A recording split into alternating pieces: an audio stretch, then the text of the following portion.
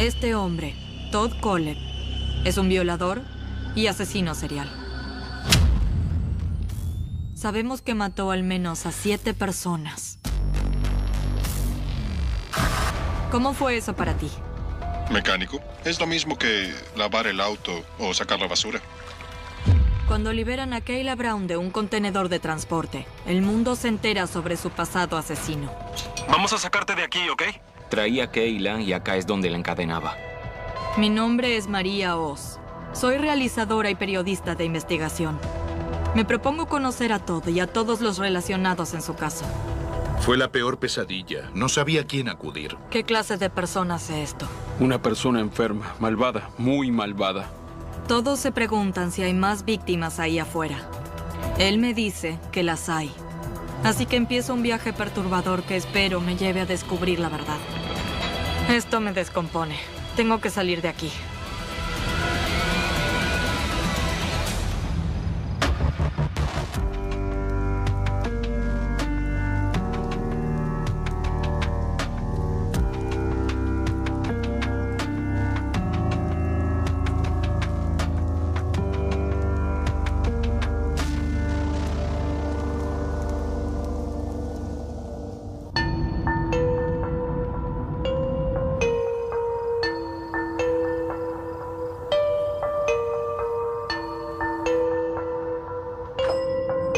El 6 de noviembre de 2003, el día de los asesinatos de Superbike, un hombre llamado Kelly Sisk va a Superbike Motorsports a pagar por un kart que va a comprar para su hijo.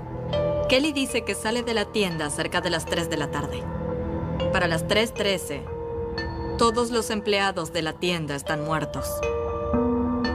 Sisk finalmente es el último cliente que tuvo la tienda. Quería pasar por la tienda de motos para pagar el go-kart de mi hijo.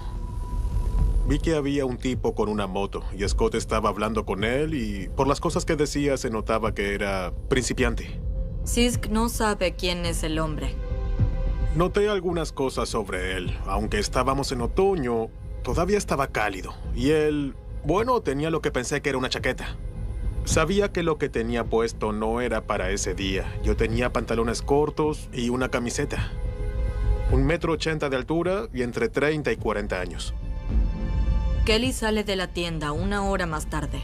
Y 15 minutos después de que entra a su casa, la masacre de Superbike aparece en las noticias. Melissa dice que Scott pasó 10 años haciendo crecer la compañía y logró trabajar con Suzuki. Fue el escenario de uno de los peores crímenes de Spartanburg. Y vi que había habido un asesinato cuádruple. Pensé, ¿qué? Acabo de estar ahí.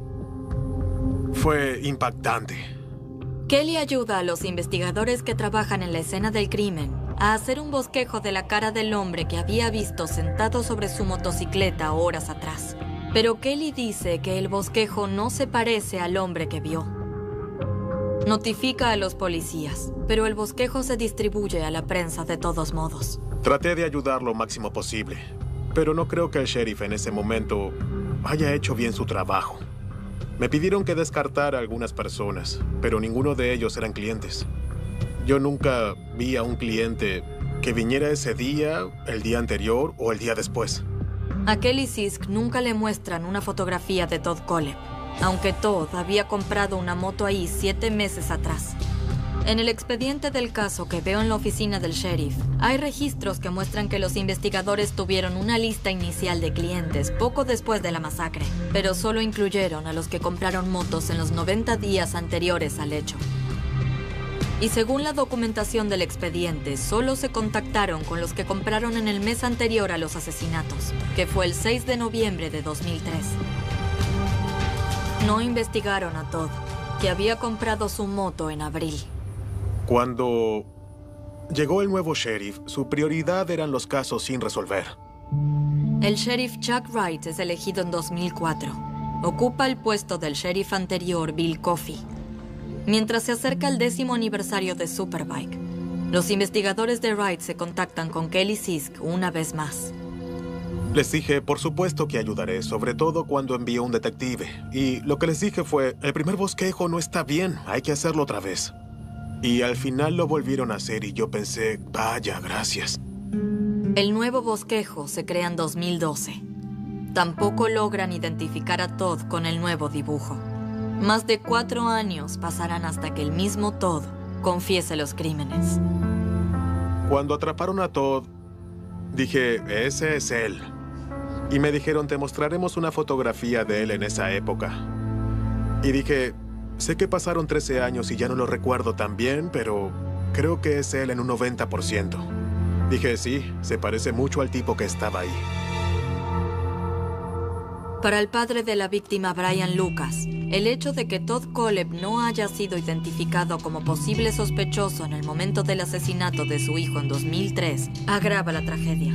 Entre ese momento y 2016, Todd Kohlhepp mató a John y Megan Coxey y a Charlie Carver, novio de Kayla Brown. Creo que si el testigo clave, el señor Sisk, lo hubiera identificado, ellos lo habrían investigado. Habrían descubierto sus antecedentes, que era un criminal. Y si hubieran ido tras él, por lo menos 3 personas no estarían muertas. Cuando reviso el expediente del caso, noto que las autoridades investigaron posibles conexiones entre la tienda Superbike y pandillas de motociclistas narcotraficantes. Pero no encontraron nada.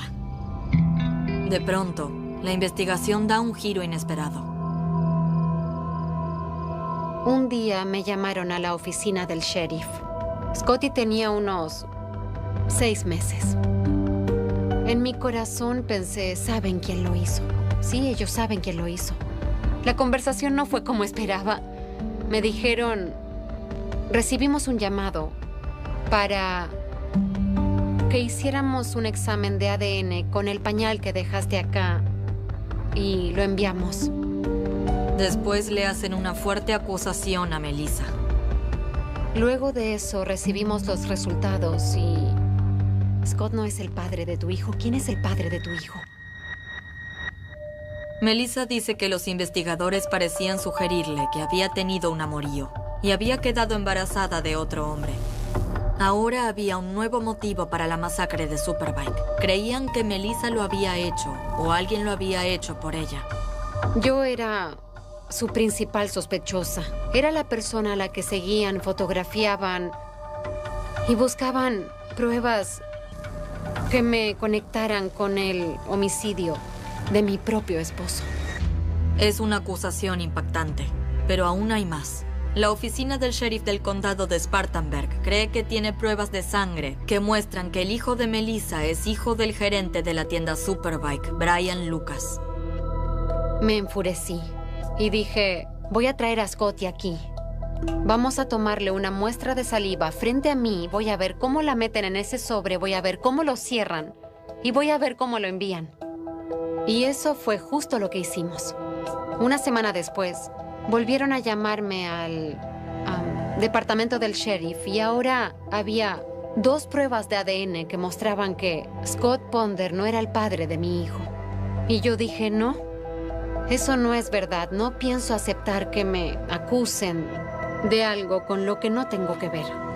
Un mes después, Melissa por fin recibe una explicación y una disculpa de la oficina del sheriff. La sangre de Scott Ponder y la de Brian Lucas había sido mal etiquetada.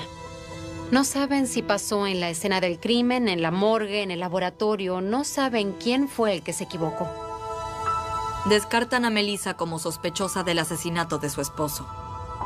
En los años siguientes aparecen pistas, pero ninguna prospera. Entonces, la investigación se detiene. ¿Y qué hace en esos años Todd Kohlhepp, el hombre que termina confesando los asesinatos? El periodo entre los asesinatos de Superbike en 2003 y los asesinatos de 2015 de John y Megan Coxey es un misterio en cuanto a los crímenes que Todd pudo haber cometido. Pero el perfilador del FBI, John Douglas, sospecha que estuvo activo. Vemos una brecha de 12 años, pero tengo que creer que Todd Kohlhepp se detuvo, que esperó esos 12 años. Creo que Todd Kohlhepp estuvo involucrado en otros casos de los que la policía no sabe. Tom Clark, el ex detective, oye a Todd hablar sobre otros asesinatos. Algo de lo que Todd hablaba en los interrogatorios era sobre Juárez, México. Terminó contándome Que él había matado gente en México. Todd le cuenta que es parte de lo que llama un club de cazadores, que rastrea y mata gente indeseable en la frontera con México por deporte. El club de cazadores está en El Paso, pero ¿iban hasta Juárez en grupo? Sí. Cada vez que iba a Juárez era un grupo diferente. Se divertían disparándoles a vendedores de droga. ¿A cuántos vendedores de droga crees que mataron en ese tiempo? Un par de cientos. ¿Qué sensación te dio lo que dijo sobre Juárez? Que es cierto. Dijo que podía rentar un avión acá, pagar en efectivo y podía viajar hasta allá. Así que le pregunté a un piloto y me dijo, tiene toda la razón, es posible. Me dijo, ¿es difícil? Sí, es muy difícil. Pero si eres listo y lo planeas bien, es muy posible. Yo lo veo muy posible. Estaba erradicando a esos criminales, a los que odiaba, esos narcos, y yo lo creo. En cartas y llamados entre Todd y yo, él menciona a Juárez y a la cantidad de gente que mató allá. Pero después dice, en realidad no sé si quiero que el público sepa a cuántos maté. También dice que hay poco interés en estos asesinatos. Según Todd, lo único que le importa a todo el mundo es Superbike. La oficina del sheriff de Spartanburg entrega información que tiene sobre posibles casos en México al FBI, que dice que todavía tiene abierta la investigación de Todd Kohlhepp. Además de lo que esté haciendo Todd Kohlhepp entre 2004 y 2005, también construye un imperio de bienes raíces. Gary Garrett trabaja con Todd en ese momento. Esta es la casa de Todd Kohlhepp. Acá es donde manejaba su compañía de bienes raíces. Yo venía acá muy seguido, al menos una vez a la semana. Venía, dejaba contratos, dejaba cheques. Con el tiempo, con los años, la oficina se puso un poco más revuelta, un poco más desordenada. Sus perros empezaron a ensuciar la alfombra y él parecía estar muy ocupado, porque él trabajaba todo el tiempo y no mantenía limpia esa zona. Pero el escritorio en general no estaba sucio, era solo que había muchos negocios de bienes raíces. Había muchos cheques, contratos y él estaba moviéndose todo el tiempo. Era agresivo como agente de bienes raíces, se enorgullecía de venderse mejor que cualquier otra agencia de la zona. Todd vuelve a Carolina del Sur desde Arizona en noviembre de 2001. Después de cumplir una condena de 15 años por violar a su vecina de 14 años en Tempe. Queda registrado como agresor sexual, un requisito por su condena. No se convierte de inmediato en agente de bienes raíces. En la cárcel estudia informática y en 2002 consigue un trabajo en una compañía local de diseño gráfico. También empieza a estudiar marketing. Sale de la clase del 6 de noviembre de 2003 para cometer los asesinatos de Superbike. Al principio iba a ir a la universidad. Primero pensé en estudiar marketing, pero hice un curso de bienes raíces y me convertí en agente, solo para engordar mi currículum. Y de repente, los primeros 5 meses, en medio del invierno, hice una gran cantidad de dinero. Así que me dediqué a los bienes raíces. Todd es un agresor sexual condenado de nivel 3 por la violación que cometió en Arizona en 1986. Se consideraba que era muy probable que reincidiera. Entonces, ¿cómo consigue su licencia de agente de bienes raíces? Todd miente impunemente. Cuando solicita su licencia en 2006, Todd menciona un incidente que lo envió a prisión, pero no lo llama violación. Algo que a Christy Granado, su víctima, le parece sorprendente. Consiguió licencia para trabajar y armas y lo logró diciendo mentiras. Dijo que fue un incidente con su novia y no una violación. Y la gente le creyó. Me sorprende que le hayan creído. En Carolina del Sur, en 2006, no se requería revisar los antecedentes de los solicitantes de licencia de agente de bienes raíces. Para 2015, cuando Todd Kohlhepp mató a John y Megan Coxey, se requería revisar los antecedentes de los nuevos solicitantes, pero no para agentes como Todd, que ya tenían licencia y ya estaban protegidos. Todd cambió mucho mientras estuve con él. En 2012 era imparable, controlaba todas las transacciones de bienes raíces. Con el tiempo empezó a degenerarse. Él ya no tenía un filtro para contener su ira. Una mujer que le compró una casa recuerda muy bien su experiencia con Caleb y dice que se quejó directamente con la policía. Era una tortura lidiar con ese hombre. Hacíamos inspecciones y cuando encontrábamos cosas, él discutía con nosotros y decía, no bajaremos el precio, no haremos esto, no haremos lo otro. Le dijo a mi agente que era un pedazo de mierda. Hizo que todo el proceso fuera una locura. Hablaba sobre sus motocicletas y sus autos y sus armas y sus casas. Un día le dijo al agente hipotecario, yo maté gente. Hablaba de matar gente. Entré a internet para investigarlo. Y ahí descubrí que era un agresor sexual condenado. ¿Cómo podía ser tan descarado sabiendo que era ilegal para él tener un arma y que solo debía denunciarlo? Jen dice que ella y su agente llamaron a las autoridades y les contaron sobre los inquietantes comentarios de Todd sobre sus armas. Llamamos al departamento de policía en Moore, donde él vivía. Y el departamento de policía dijo, no podemos hacer nada a menos que haya visto las armas. Frustrada pero sin darse por vencida, dice que llamó a alguien del condado.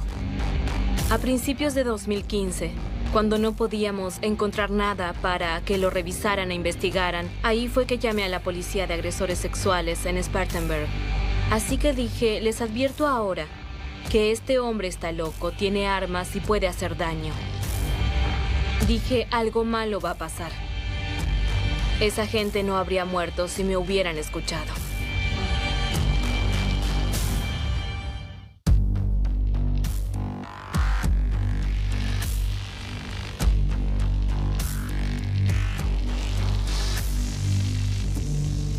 Cuando los investigadores registran la propiedad de Todd Caleb el 3 de noviembre de 2016, encuentran 20 armas diferentes, entre ellas pistolas, rifles y una escopeta. Todd Caleb, como criminal condenado por secuestro y agresor sexual registrado, no debería tener ni una sola arma. Consiguió casi todas a través de otras personas que no tenían antecedentes penales y las compraron para él. Una de ellas era un hombre llamado Dustin Lawson. Más adelante a Lawson lo condenan por portación ilegal de armas por su participación en el caso. Además de Jennifer Waddell, la compradora que se quejó de Todd, me interesa saber si alguien más vio las señales de alerta en la conducta de Todd. La persona que pudo haber conocido mejor a Todd en la brecha de 12 años entre los asesinatos de Superbike y el asesinato de los Coxie es una mujer llamada Holly Udy.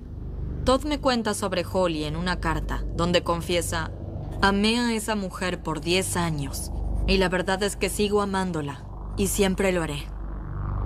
No solo Todd estaba enamorado de ella es la que lo alentó a comprar el famoso contenedor de transporte donde encontraron a Kayla Brown.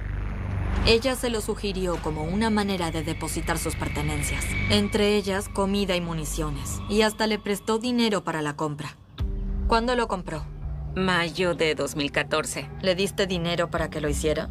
Así es. Sabiendo para qué usó ese contenedor, ¿alguna vez imaginaste lo que podía pasar con esto? No, claro que no. Después del arresto de Todd, remolcan el contenedor a un terreno público donde sigue desde entonces. ¿Alguna vez pensaste que pudiste estar ahí? Sí, claro. En especial después de oír a Kayla decir mi nombre. Una chica llamada Holly que él supuestamente planeaba matar si lograba atraparla a ella y a su novio. No sé quién es. ¿Pero quién es Holly Udy? ¿Y cómo se enamoró de un asesino serial? Dice que contará su historia solo una vez y que me la contará a mí.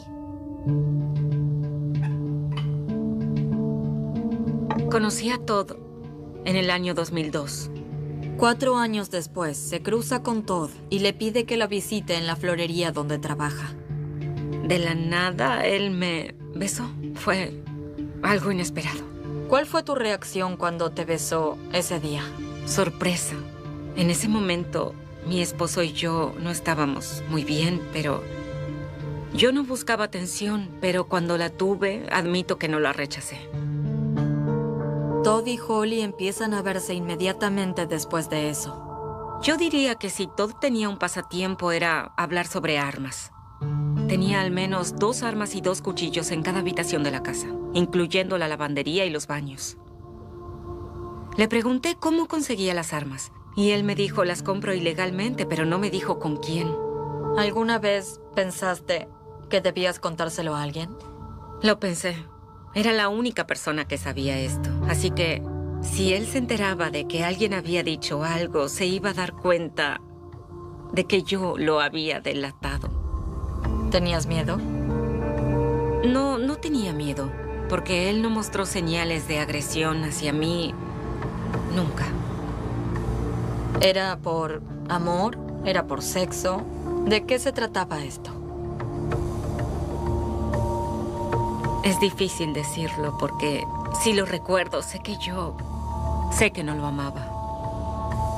Y no era por el sexo. Él sabía cómo aprovechar mis emociones. Cuando yo tenía problemas en mi vida, él sabía aprovechar eso. En cartas que me escribe, Todd dice que le contó a Holly sobre gente que mató, como los Coxey y los de Juárez. Al principio, Holly dice que Todd nunca le contó que hubiera matado a nadie. No, nunca me lo dijo específicamente. Pero ahora, recordando sus conversaciones con Todd, se pregunta si él pensaba que sí le estaba contando. Las cosas que me contaba estaban en clave, casi. Y todas las historias que él divulgaba parecían tan extravagantes que no podía ser cierto. En particular, Holly recuerda conversaciones sobre el cuádruple homicidio en Superbike en 2003, sobre el cual Todd termina confesando. Pero Holly recuerda que se lo presentó como un escenario hipotético. Me parecía que estábamos jugando a quién lo hizo o a descubrir las pistas, como en los policiales. Cuando le pregunto sobre otras pistas que pueden haberse hecho aparentes en retrospectiva, Holly habla de un intercambio de emails entre ellos. Esta serie de emails es del 26 de diciembre de 2015 y del día después de Navidad. Wow, Sí. ok. Y este es el día siguiente a que supuestamente le disparara a Megan Coxey. En ese momento, la relación entre Todd y Holly es intermitente. Y además, él se ve con otra mujer. Estaba molesto con su novia y su hija que estaban ahí. Y él dijo, ella trajo a todos sus perros a la casa y eso me molesta. Todo se fue a la mierda porque a ella no le gustó que yo desapareciera por 3 horas. Entonces, ¿tú piensas que él se fue, desapareció por 3 horas y mató a Megan? Esta serie de emails es en el lapso de tiempo en que Kayla y Charlie desaparecieron. Este es del 31 de agosto. ¿Qué es lo que dice? Mierda, estoy cansado. Camino como un zombie. Tengo que tranquilizarme, tomarme una noche libre. Trabajar sin parar y estar sin dormir me está agotando. Y yo dije... Espera, esto es a las 12:46 p.m. Dice en una carta que él le disparó a Charlie Carver cerca de las 12:30. O sea que él te envió este email 16 minutos después. Todd dice que le contó explícitamente a Holly Udy la historia de algunos de sus asesinatos. No en código, sino claramente. Pero ella lo niega. No estoy buscando meterla en problemas. No quiero eso. Yo le había contado sobre algunos asesinatos. Ella lo sabía. Asegura que Dustin Lawson, la persona que le vendió las armas, también lo sabía. Sin embargo, Lawson también lo niega. Dustin sabía los detalles. Holly solo lo general. Conocía las situaciones. No importa cuál es la verdadera historia. Al final, a Caleb no lo atrapan a tiempo para evitar que al menos 3 personas más terminen muertas.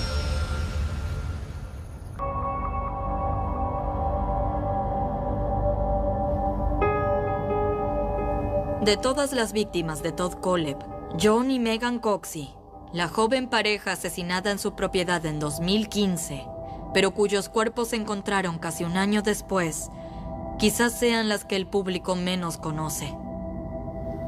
John Coxey fue el primero al que asesinó. Tenía solo 28 años y dejó atrás a su madre, a sus hermanas y a sus hijos. Tenía una motocross y él me enfadaba mucho. Hacía donas en el patio y lo dejaba destruido. Y yo salía corriendo diciendo, deja de hacer donas en el patio, deja de hacer donas. Y él destruía el patio. Ay, por favor. Sara y yo estábamos hablando hace unos días atrás. Y ella estaba describiendo una situación con John. Lo recuerdo como si fuera ayer, porque él me estaba empujando y no dejaba de hacerlo. Así que dibujé un círculo imaginario y le dije, John, este es mi círculo, este es tu círculo. Tú quédate en el tuyo y yo me quedo en mi círculo. Y ahora solo quisiera que estuviera en mi espacio otra vez, ¿sabes? Me gustaría que siguiera empujándome. Parecía que hubieran desaparecido. Bueno, creo que la policía nos dijo, bien, ¿saben qué? La gente desaparece.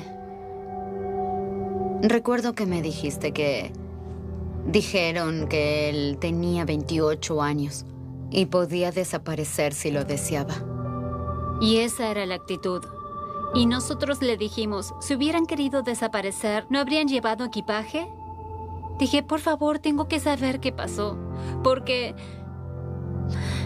no puedo soportar pensar que esté tirado en una zanja al costado de una carretera como si no importara, como si no tuviera valor, como si no fuera nada. Ese día estaba lloviendo a cántaros y él estaba muerto en una zanja con la lluvia cayéndole.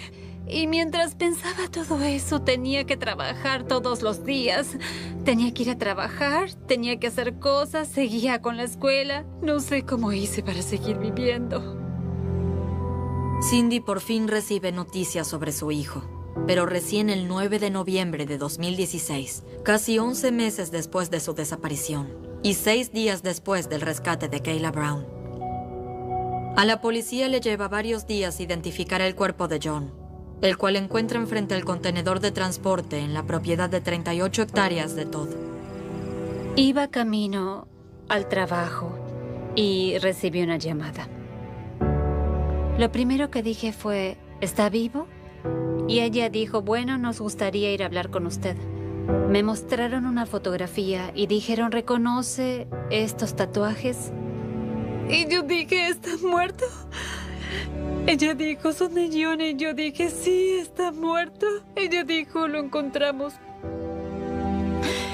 Y yo dije, ¿era el que estaba en televisión en Spartanburg? Y ellos dijeron, sí. Y yo dije, es una broma. Y ahí nos dimos cuenta de que había estado enterrado 11 meses. Perdí a un amigo. Y no solo perdí a uno, perdí a dos. Megan y yo teníamos la misma edad. Ellos estaban casados. Pasábamos mucho tiempo juntos. Y fue muy duro. Megan Coxey tenía 25 años cuando murió. Era una chica feliz, como todos los demás. Tenía amigos, hacía dibujo, era toda una artista. Yo recuerdo que iba a su habitación a estar con ella y pensaba que era muy divertida. Recuerdo que vimos una película de terror y yo estaba muerta de miedo y ella se rió todo el tiempo. En las noticias todos la describían como una vagabunda, como alguien que no tenía una casa a dónde ir, alguien que tenía problemas. Pero eso no era cierto. La madre de Megan, Mary, dice que Megan y John vivían en la casa de su abuela enferma, a la que cuidaron hasta que falleció. Toda familia tiene a alguien con problemas y los estábamos trabajando. Tenía 17 cuando quedó embarazada de Andrew y después conoció a John cuando tenía 19. Y estuvieron juntos desde entonces.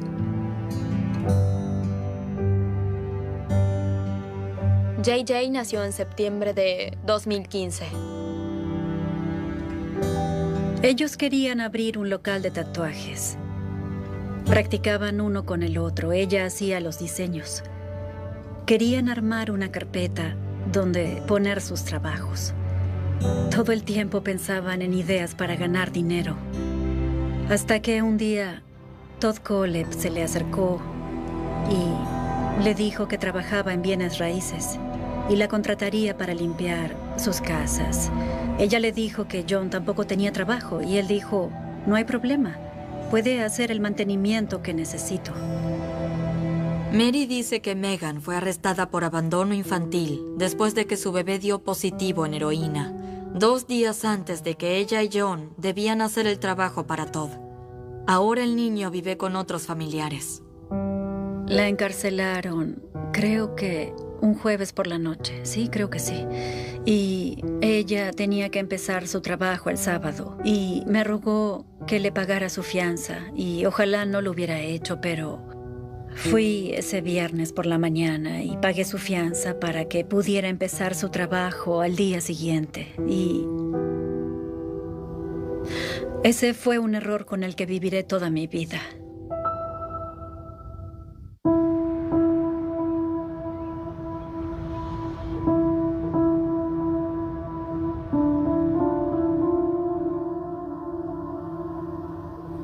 La extraño muchísimo. Nunca dejaré de extrañarla. Ojalá estuviera acá hoy, pero no puedo cambiar lo que pasó. Mary McGraw ve por última vez a su hija Megan Coxey cuando paga su fianza el 18 de diciembre de 2015 para que pueda empezar a trabajar limpiando las casas de Todd Golub. Fue como si se hubiera desvanecido. ¿Tenía alguna sospecha de lo que podría haberle pasado a su hija o...? No, no lo sabíamos. Me sentí indefensa porque quería hacer algo y no sabía por dónde empezar a hacerlo. Todd le dijo a Megan que era un agente de bienes raíces llamado Chris cuando los contrató. Un detalle turbio que lo mantuvo lejos del radar de la policía cuando la pareja desapareció. Según el espeluznante relato de Todd de los asesinatos, John había intentado robarle. Los recogí y los llevé a mi terreno para buscar suministros. Y los llevé a mi casa. Y ahí fue que John sacó un cuchillo. Y... ¿Le disparaste? Le disparé 2 veces en el pecho. Ok. Cayó hacia adelante. Yo me acerqué a él y le disparé otra vez en la columna vertebral. Ok, ¿qué pasó con ella? Fui al contenedor, despejé la parte de atrás, porque tenía cosas ahí dentro. La metí ahí, le dije que se tranquilizara y me dejara pensar qué hacer. Tomé a John, cavé un pozo, lo metí ahí, lo cubrí. Le dije en esencia que si se calmaba, le daría $4,000 y la llevaría a la maldita Tennessee y la dejaría en algún lugar. Pero eso no sucede. En cambio, Todd mantiene cautiva a Megan por 1 semana antes de decidir que debe matarla. El clima se fue a la mierda. Era antes de Navidad, viejo. Había aguanieve, había lluvia. El último día fui hasta allá, abrí el contenedor y había quemado la mitad del puto contenedor. Me harté, me fui afuera, traté de calmarme y pensar qué diablos hacer con ella. No sabía. Así que le disparé detrás de la cabeza. Llamamos a la policía por primera vez el 19, pero nos dijeron que teníamos que esperar. Así que esperé las 48 horas para hacer la denuncia de la desaparición. Cuando la gente desaparece, a veces la policía hace una orden de registro para las llamadas telefónicas, para ver a dónde hizo sus últimas llamadas y todo eso. Le pedí especialmente que rastreara su teléfono. Dice que el oficial con el que habló se negó a rastrearlo, pero intentó llamarla y le dejó un mensaje de voz. Y dijo que no podía hacerlo porque era una invasión a su privacidad. Y le dije, aunque yo pague la cuenta del teléfono, ¿es una invasión a su privacidad? Y me dijo, sí. Y le dije, ¿por qué no puedes conseguir una orden para rastrear su teléfono? Porque lleva mucho tiempo, dijo. Y agregó, y por cierto, no creemos que esté desaparecida. Creemos que ella está huyendo de sus problemas. Eso es lo que creyeron desde el primer día y por eso nunca hicieron... No hicieron nada por mí. Resulta que el investigador retirado de Spartanburg, Tom Clark, ayudó a rastrear el celular de Megan, aunque no estuvo involucrado desde el principio en su caso de desaparición. ¿Qué hizo la oficina del sheriff de Spartanburg para investigar la desaparición de John y Megan Coxey? Todos los casos así se asignan a un investigador. Y este caso se asignó a un investigador de crímenes violentos. ¿Se rastreó el teléfono celular de Megan? La verdad no sé qué se hizo durante la parte inicial de la investigación de la desaparición de John y Megan Coxey. Clark dice que cuando heredó el caso, en el arresto de Todd en 2016, sus superiores le dijeron que pidiera órdenes de registro para obtener datos de los teléfonos de la pareja, y así lo hizo. O sea que no fue cuando desaparecieron, sino después de que confesó. Sí. Es algo que Clark dice que debió ser un procedimiento rutinario al principio de la investigación. El día en que la pareja desapareció, el último lugar en el que el celular de Megan registró actividad fue en una torre cerca de Blackstock Road y Reedville Road a las 10:57 a.m., la intersección donde Todd dice que vio por primera vez a Megan, cerca de donde ella vivía. Después hubo una repentina caída en el uso los días siguientes, mientras Todd la tenía cautiva. Todo esto lo descubren solo cuando llegan los registros telefónicos, después de la orden de Clark, hecha un año después de la desaparición. Por fin tengo noticias del sheriff Chuck Wright. Pasó casi un año desde que hice mi pedido de una entrevista, y la orden de registro es solo una de las cosas sobre las que quiero preguntarle. Escuche, ¿qué tipo de preguntas me va a hacer y cuánto tiempo durará la entrevista? El tiempo que usted pueda darme estará bien. Creo que hace falta escuchar su voz porque usted es el sheriff de Spartanburg.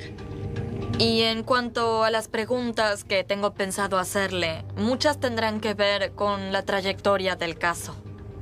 Yo me comprometo a hablar con usted. Pero los primeros días de mayo estaré muy ocupado. Oh, ok, bien. ¿Cuándo Si le podríamos parece, hacerla? A mitad de mayo. A mitad de Sí. mayo, ok. Eso está bien para mí. Acordamos hacerla el 8 de mayo de 2018. Tengo mucho que hacer, incluyendo preparar preguntas sobre los crímenes de Todd Kohlhepp en Carolina del Sur, la masacre de Superbike, el asesinato de John y Megan Coxey, y la matanza de Charlie Carver y el secuestro de Kayla Brown. Y hay algo más sobre lo que Todd me dijo que siento que debo averiguar. En su primera llamada conmigo, Todd había dado algunas pistas de que pudo haber tenido un cómplice para algunos de sus crímenes. ¿Sugieres que hay otras personas a las que has estado cubriendo o solo fuiste tú? Yo acepto la culpa por lo que hice, pero hubo otros. ¿Hay otras personas involucradas en algunos de estos incidentes? Claro. Como con gran parte de lo que dice Todd, no sé si creerle o no. Pero cuando hablo con Chuck Carver sobre su hijo, Charlie, novio de Kayla Brown y última víctima de Todd Kohlhepp, me pregunto si acabo de encontrarme con una pista sobre otra persona que pudo haber estado involucrada. Charlie Carver tenía 32 años cuando fue asesinado por Todd Kohlhepp. Charlie era divertido y bastante nerd. Así lo describiría. Le gustaba hacerte sonreír. Y lo hacía. Le encantaba el fútbol americano, fanático de los LSU Tigers. Charlie estuvo casado con Nikki por 3 años y se separaron, creo que en mayo de 2016. Kayla era amiga de ellos. Conocí a Kayla el sábado 27 de agosto. Y él me había dicho una semana atrás que quería que conociera a alguien. Estábamos en el supermercado. Estábamos ahí y la vi. Eran muy felices juntos. Tenían un apartamento acá en Anderson.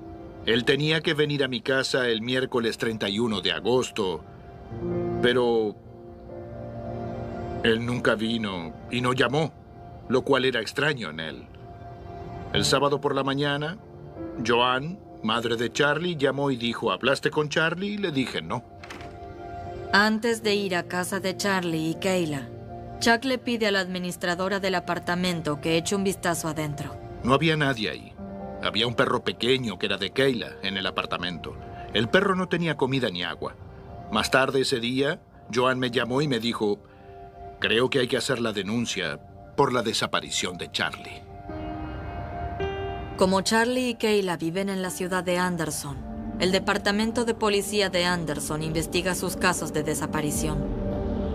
Hicimos todas las conjeturas posibles y pensamos que habían tenido un accidente. Hablábamos muy seguido. Era lindo. El texto, aunque era una tontería, era una caricatura, pero fue... ese fue el último mensaje que recibí de él. Llamé a su teléfono hasta que su casilla se llenó y no recibía más mensajes. Pero después empezó a pasar algo muy extraño. 10 días o una semana después de la desaparición, había nuevas publicaciones en Facebook. Cosas como Kayla está bien, estamos bien, déjanos tranquilos, nos vamos a casar. Y yo pensé, él no publicaría eso porque todavía no se divorció. Así que pensé, ¿qué pasa acá? Pocos días antes de que la policía entrara al apartamento, la administradora fue al complejo. Encontró a Nikki, la esposa de Charlie, en el apartamento. Tenía su laptop bajo un brazo, pero se fue con ella. Poco después de eso empezaron a aparecer las publicaciones de Facebook. Era algo continuo. Las publicaciones de Facebook de la página personal de Charlie alarman a su familia. Sobre todo publicaciones como esta. A veces a la noche, tarde, cava un pozo en el patio trasero para que los vecinos entrometidos hablen. No sonaba a algo que diría Charlie. También hay publicaciones que sugieren que Charlie y Kayla esperarían una bebé. La policía dijo que monitoreaban las publicaciones, pero dijeron que solo eran publicaciones. Nada más que eso. Pero las familias tienen otra idea. Se preguntan si Nikki Carver, la esposa resentida de Charlie, no estará detrás de las publicaciones o involucrada en su asesinato. El 31 de agosto, Nikki publicó en su Facebook, «Descansa en paz, mi querido esposo. Algún día nos volveremos a encontrar». El 31 de agosto, el día en que Nikki publica esto, es el día en que Todd Kohlhepp dice que mató a Charlie Carver y encadenó a Kayla Brown en el contenedor de transporte. Ahora no sé si Nikki y Todd se conocían o tenían algún tipo de relación, pero el 31 de agosto es un día en el que ella no pudo aparecer de repente. Y si estuvo involucrada, debería estar en la cárcel con Todd.